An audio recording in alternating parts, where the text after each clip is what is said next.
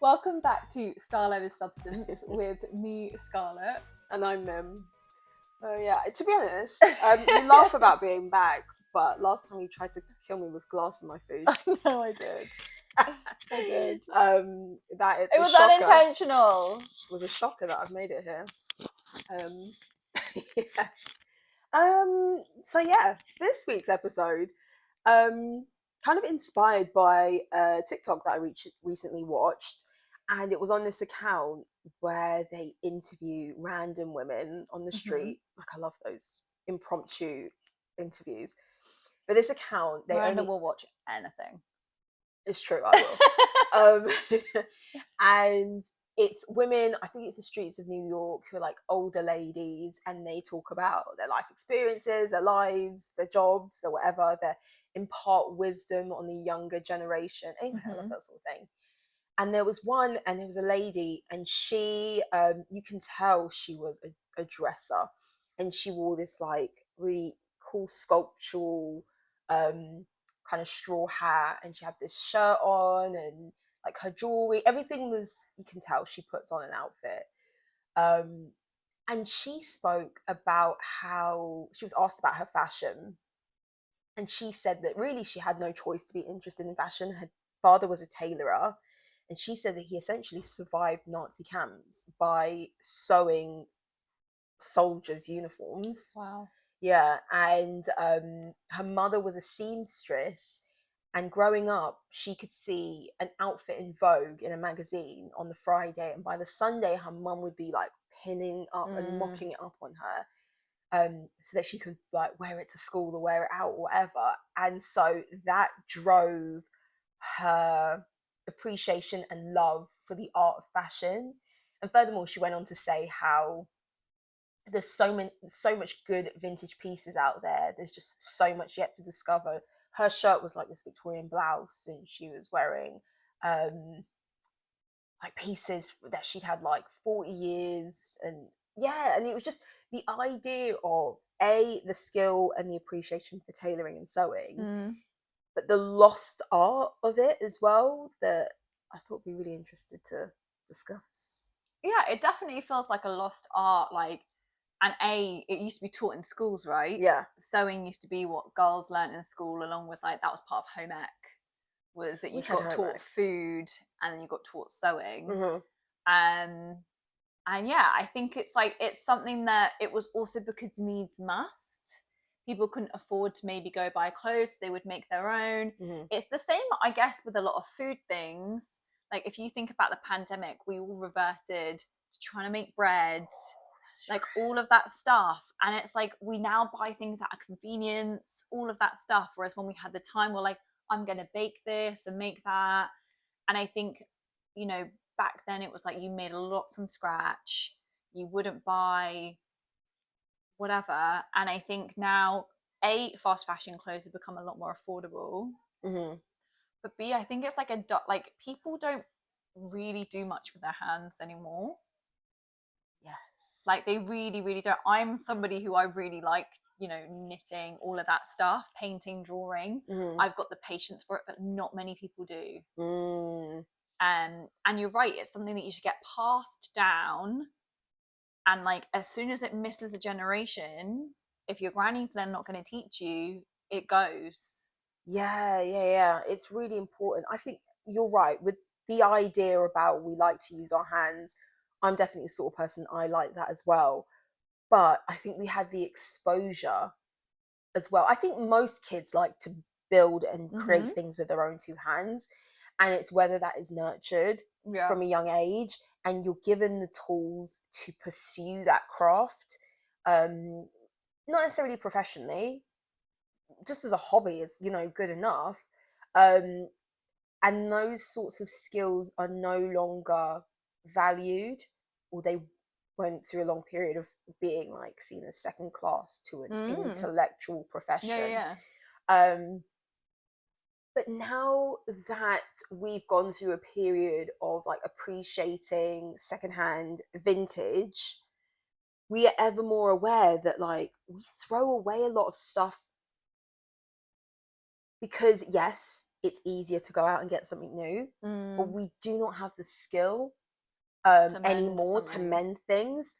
And yes, it's all good and well to say you can go on YouTube and you can learn it, but in the world we live in, where you have all your time it's already like planned for you. You already are working on really finite time. The amount of dedication it takes to really get into a level where you could be making your own clothes and tailoring and all of that, it's not realistic for a lot of people en masse to acquire those skills anymore. And it's a shame, I think. Yeah, it definitely is also a patience thing, I think, as well. I've had a few clothes before where it's like they've ripped a little bit or they're snagging, and there's like been days where like I'll mend it, and then there are other days where I'm like why? I'm not going to wear this again. Yeah.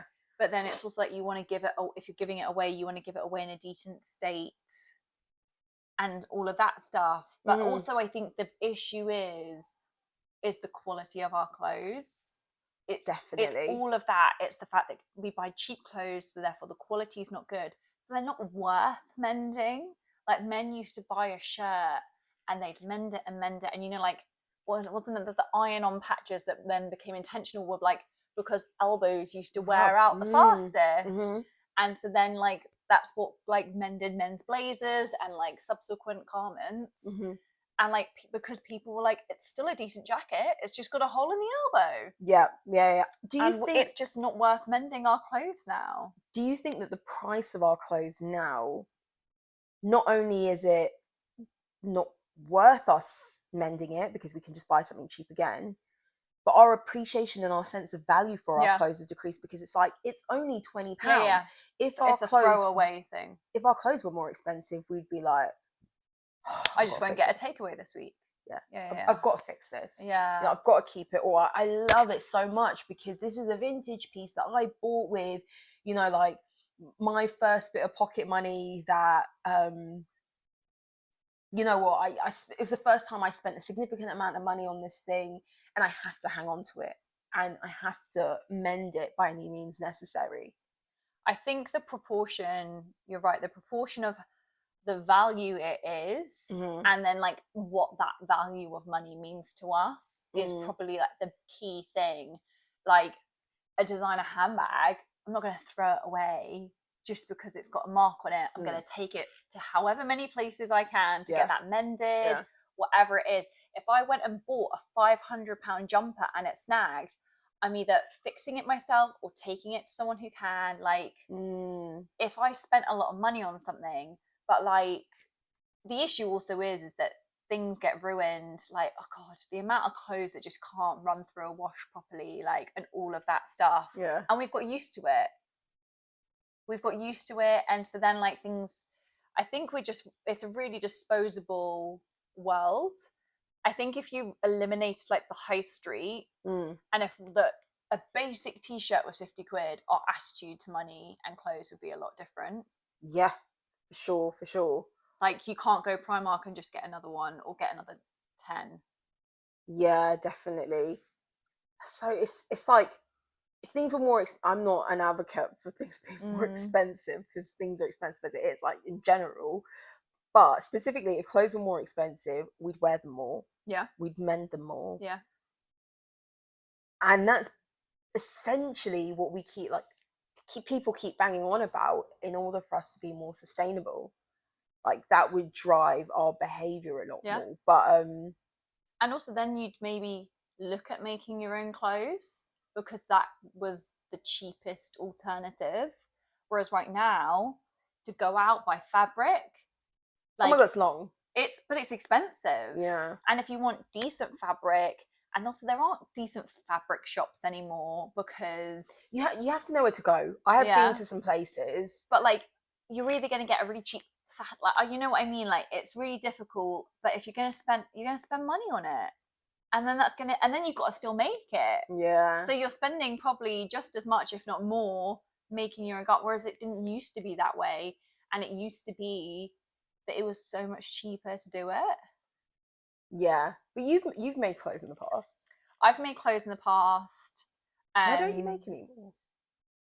Is it for the reason of like it's just it's more lifestyle? like it's lifestyle.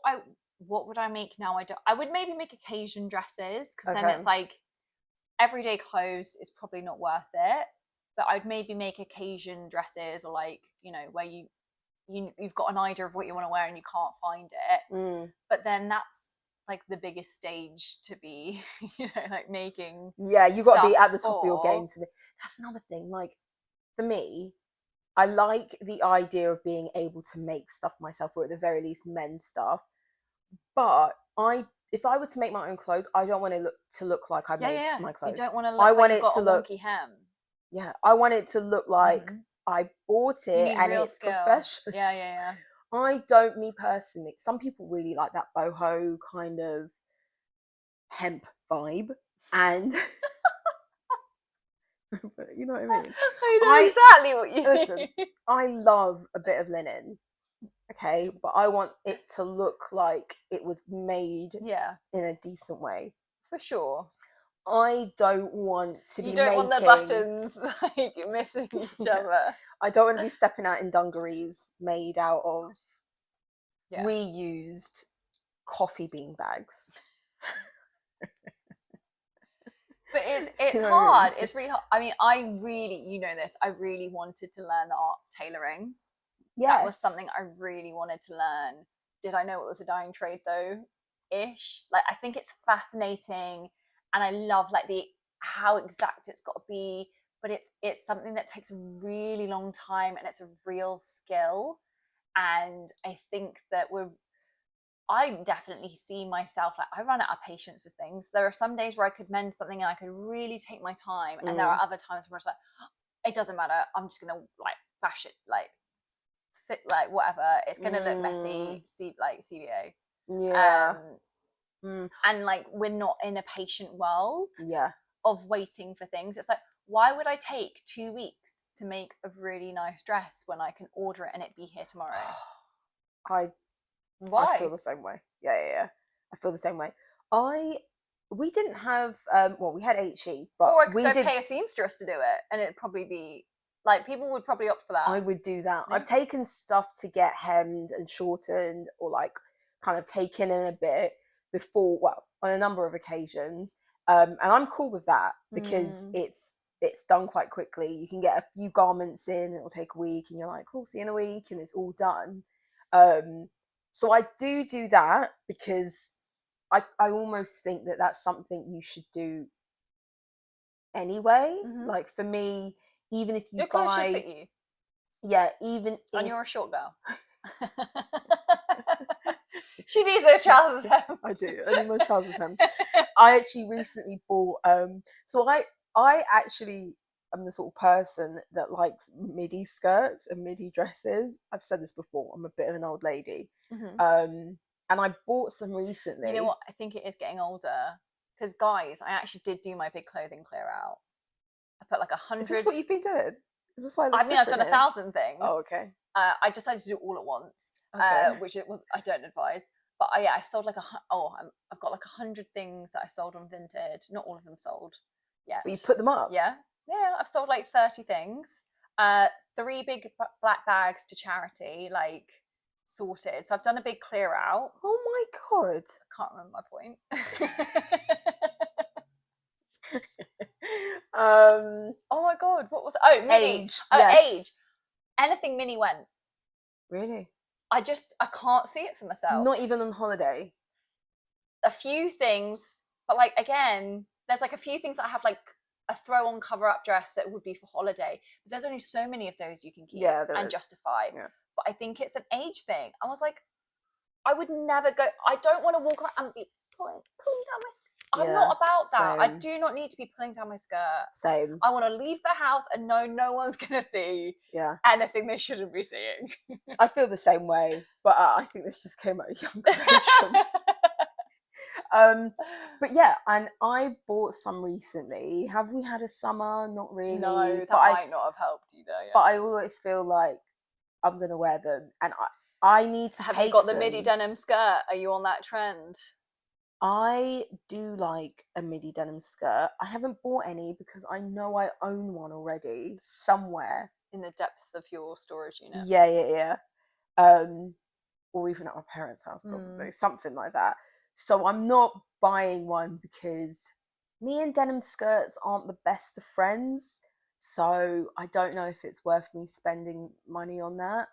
But I need to get some skirts hemmed up so that they like hit the fall right length correctly. Yeah. And I think you can do that I do it on cheap stuff as well, because even better if something's cheap, because then you didn't spend that much. If it means you wear it. Exactly. Like, and that's, I think people are scared to do that, scared to go take like Zara trousers to the tailors. And it's like, take them. Yeah. Because I've currently got a pair of trousers. I've actually got like that lion up tape to try and do it myself. But they're too long for me to wear with flats. Yeah. And do I wear heels that often? No, I don't. Yeah. I'd rather them be suitable for trainers. Sometimes it's only like a tenner to have them changed. I don't know where to go. Really? No, there must be somewhere. 100% there is. Dry cleaners will do it. Yeah, exactly. But now you have lost my point. At school, we did cooking. Mm-hmm. We didn't do. Women belong in the kitchen. Women also belong sewing, and we weren't taught that. I once got past. He was in finance. He was quite an unusual guy, and he had like his coat had lost a button, and he asked me to mend it for him. I was also the intern, but I very much felt like it was derogatory that I was fixing his coat. Were there other people you could have asked? I mean, I was the intern. Oh. Like, kind of a thing. But it was more like, I very much felt like it's not that hard to sew a button on. Like, I could teach you. You know? It felt very, like, it felt gendered. I hear you. Yeah, I wouldn't like that. But still, like, I think that regardless whether you're a boy or girl, I think these are really useful skills. For sure. And I don't know, I also feel like in the States, I need a trip to the States simply to go thrifting. Yes. Because they've got better stores for that. Yeah, they have loads. Goodwills are massive. Here, we do have places where you can buy vintage, but the places that sell them know that they're designer vintage or good quality vintage, so they price them accordingly. I just want to go somewhere where I can dig for an hour and just find little gems that no one knew existed. Yeah. But I need to go to the States simply for that, because I think I would be far more inclined to buy a lot of secondhand if there were more options. Because here it's like charity shops. They're not that great. Sometimes you can like win big, you know.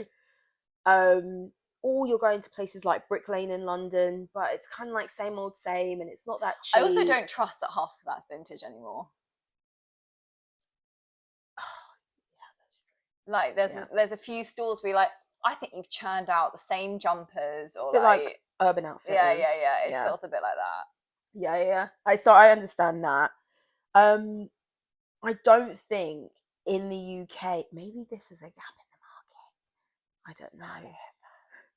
We always have these ideas. Someone collate them. Let's trademark them all. Yeah, that like for us to truly adopt a lifestyle where we could be buying a lot of secondhand and not be like Gen Z, like on vintage. Those kids have a lot of time to kill, you know. I mean, don't even get me started on people who are like offering me £1.50 for garments. If it's on for like £5, I'm not selling it for £1.50. Also, it's a bit of a piss take, because by the time whatever platform you put your clothes on take their cut, £1.50, what is that? I think I don't know how all the fees work. What are you selling it on? Vinted. Oh, I don't think they have sellers fees on that. No, they do, like, I don't know. Maybe they take it from the customer and not you. I think so, or like it's in the post. They basically dictate the postage, so I don't know if they take it from that. So you know how like eBay, you could like say your own postage, like £7. They do it like differently, so I don't know if that's where they get their commission or make their money from. Yeah, okay. But like, that's not the way of, like you're saying, like that's not the way of finding quality clothes either. because you want to like feel quality. And I think half of the reason of secondhand clothing that you're interested in is buying like gems and not buying someone's old Zara t-shirt.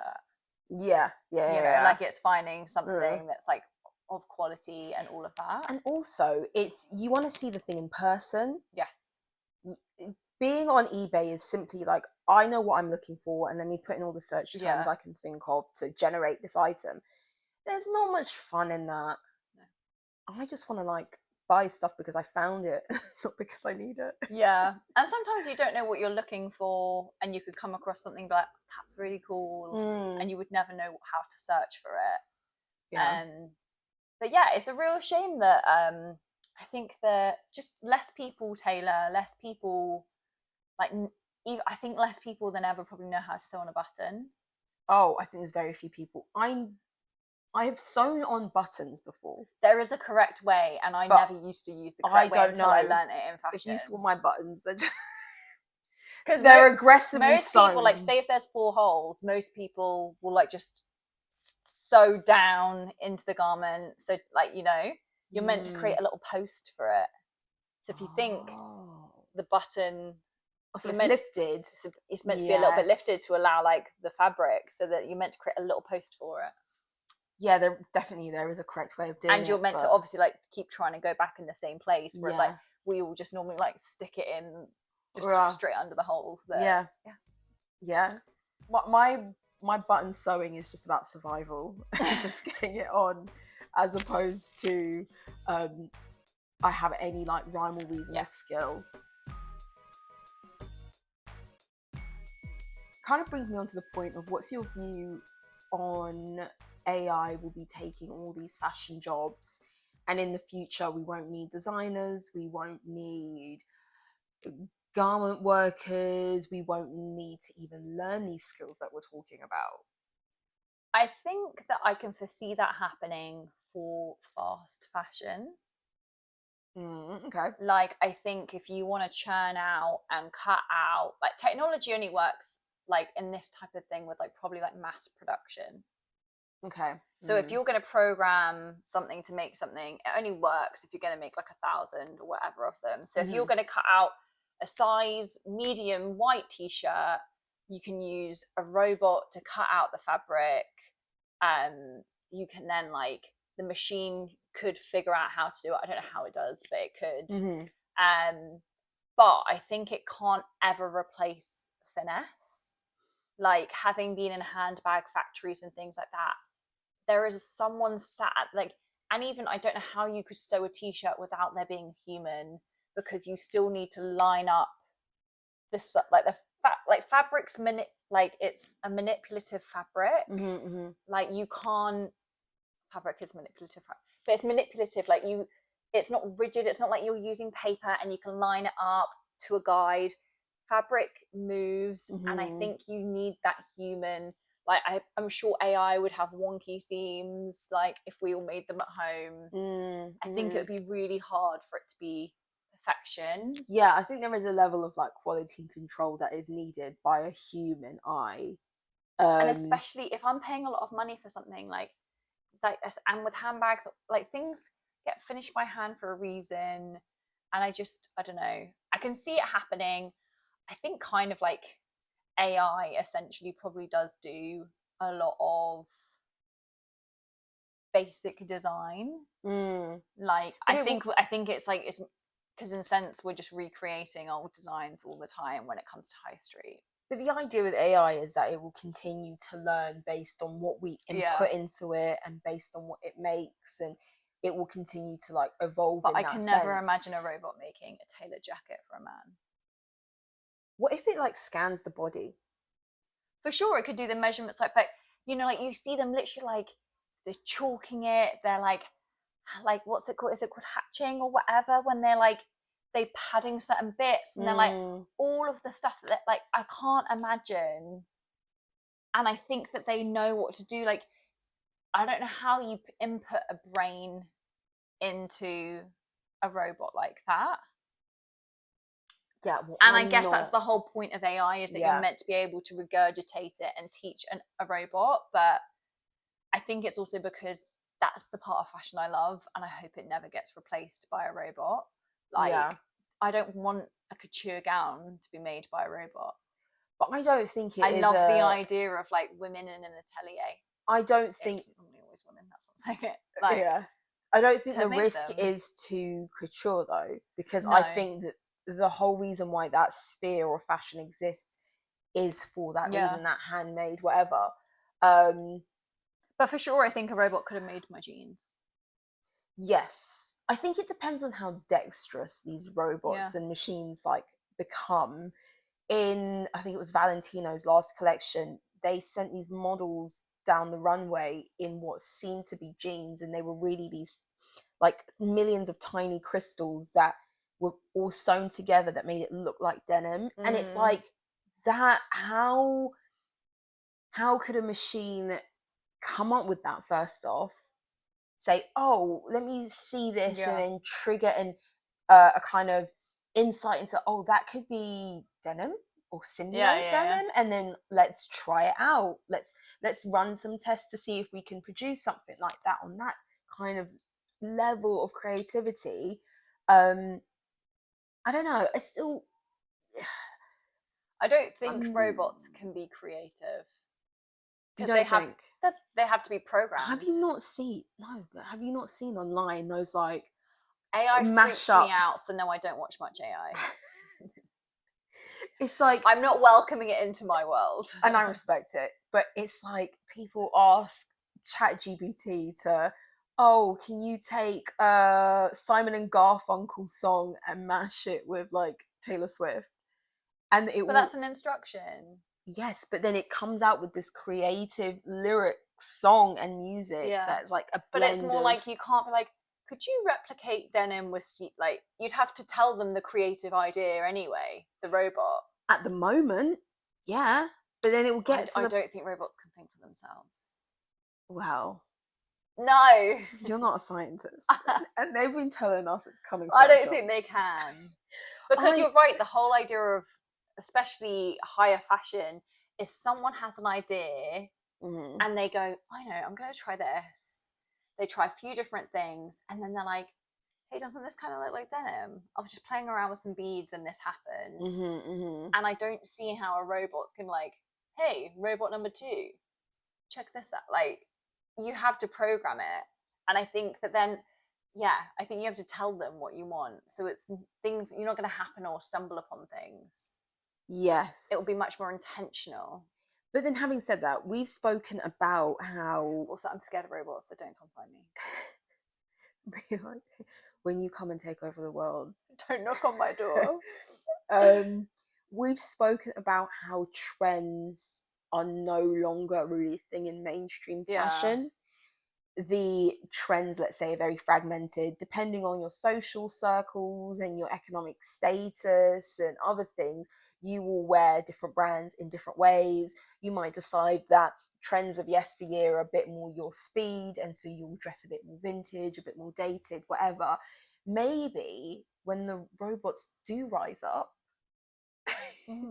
and AI is able to kind of create and manufacture clothing for us, all of the computers, because they'll be on the same server and on the same internet access, they will start producing things in tandem, and we end up wearing stuff that is collectively more cohesive. Like when you were saying, you've said yourself that you think in the future we'll be wearing a uniform. No, I don't think that. That's what I got told in a lecture. You don't believe it? No. You don't? A uniform? Yeah, maybe. No. They thought that would have happened by now. That is true, because I'm currently watching Star Trek. That's like, they predicted it.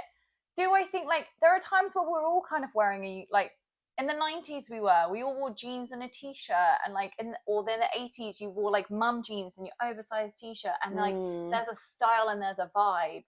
But I think that, like, are we all going to be wearing jumpsuits like we're in prison? No.